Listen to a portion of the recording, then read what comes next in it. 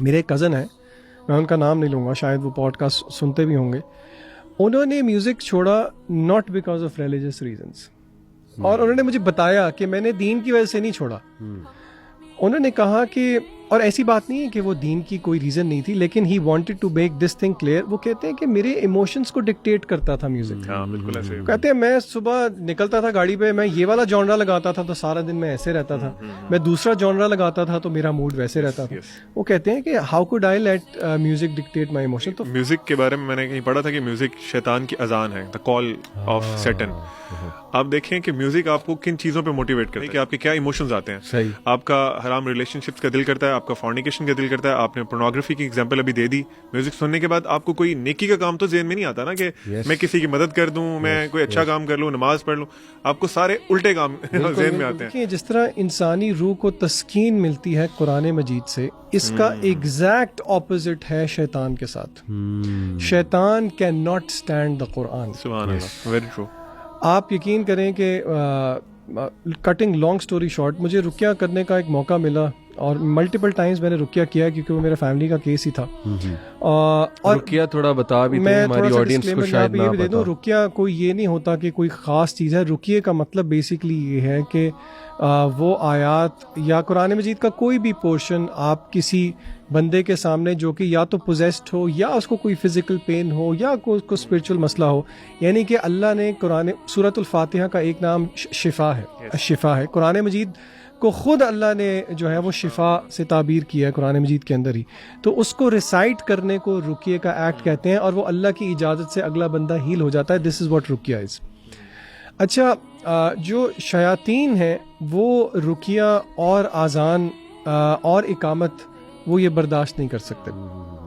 اور آپ یقین کریں رقیہ کرتے ہوئے میں نے دو چیزیں بہت پروفاؤنڈ دیکھی. نمبر ون, رقیہ کرتے ہوئے میں نے جو میرے سامنے جو کیس تھا اس میں پوزیشن ہوئی ہوئی تھی, جو ہاتھوں کے سائنس تھے علی بھائی, وہ سارے وہ تھے جو کہ میوزیشینز کرتے ہیں. اچھا, یعنی کہ ٹو مائی سرپرائز اس میں سے اکثر سائنس مجھے نہیں پتا تھے, اور جب میں نے آ کے بتائے تو مجھے پتہ لگا یہ تو میوزیشینز کے سائن ہیں. And she was an elderly lady. She was an elderly, جو میوزک شاید وہ اس طرح نہیں, وہ ان کا میوزک سے دور دور تک کا کوئی تعلق نہیں تھا. اور آپ اس چیز سے آڈینس ریلیٹ کرے, یہ ریسنٹلی پچھلے سال میں جو کانسرٹس ہوئے ہیں آپ کو پتا ہے, جو ضیاء بھائی بھی بہت کوٹ کرتے ہیں, جس میں یہ پورے انہوں نے سیٹینک ریچولز کیے تھے. اچھا, اور دوسری بات جو میرے لیے پروفاؤنڈ تھی وہ قرآن مجید کی تاثیر تھی. آپ یقین کریں, شاید سننے والوں کو یقین نہ آئے, لیکن کیونکہ میں نے تو فرسٹ ہینڈ ایکسپیرینس کیا ہے. میں سورۃ الفاتحہ پڑھتا تھا, میں آیت الکرسی پڑھتا تھا, اور میں سورہ یہ فلق اور سورہ ناس پڑھتا تھا, آگے سے چیخوں کی آوازیں آتی تھیں, ایز اف آپ کسی کو آگ لگا رہے ہیں. یعنی کہ وہاں سے مجھے اندازہ ہوا کہ یہ اللہ کا کلام ہے, اس میں کیا تاثیر ہے. اور آن دا کانٹری پھر مجھے شرم بھی آئی کہ دیکھو کہ یہ اس میں اتنی تاثیر ہے قرآن مجید کے اندر, کہ اگر یہ شیطان کو آگ لگا سکتا ہے تو یہ ہماری روحوں کو کیوں تسکین نہیں دے سکتا. تو اسی لیے یہ بات سمجھنے کی کوشش کریں کہ اگر ہم میوزک سن رہے ہیں, we are opening doors to شیاطین. عبدالعلیم نے جو مثال دی, وہ راول پنڈی کے ایک مشہور راکی ہیں, جنہوں نے رمضان کے دنوں میں وہ کسی پہ رقیہ کر رہے تھے, اور وہ جو میوزک تھا وہ ہمسایوں کی طرف سے نہیں تھا, وہ جو یہ اٹھانے کے لیے نہیں آتے سحری کے لیے, وہ ڈھول والا تھا. وہ کہتے ہیں میرے 4-5 گھنٹے کی رقیے کی محنت پہ پانی پھر گیا اسے ایک ڈھول والے کی وجہ سے. تو آپ اسی کا تعلق ہے پورنوگرافی سے بھی, بے حیائی سے بھی. باتھ روم میں دعا نہ پڑھ کے جانا, غصے کی حالت میں بہت زیادہ ہونا, موسیقی کا ہونا. یعنی کہ اگر آپ کے گھر میں میوزک ہے, it is an open door for شیاطین کہ وہ آپ کی زندگی میں انٹرفیئر کر سکتے ہیں. بالکل. میں نے دین کی طرف جب آنا شروع کیا تو میری لائف میں ایک ایکسیڈنٹ ہوا تھا, جس کا میں نے پہلے بھی ایک دفعہ ذکر کیا. تو میں جمعہ پڑھنے کے لیے گیا تھا ایک مسجد میں, جو کہ اس اللہ معاف کرے اس سے پہلے میں نہیں پڑھتا تھا ریگولرلی, اور میں مسجد کے بالکل لاسٹ جو جہاں جوتیاں نہیں پڑی ہوتی وہاں بیٹھا ہوا تھا. اس ٹائم پہ گیا تھا, استغفر اللہ.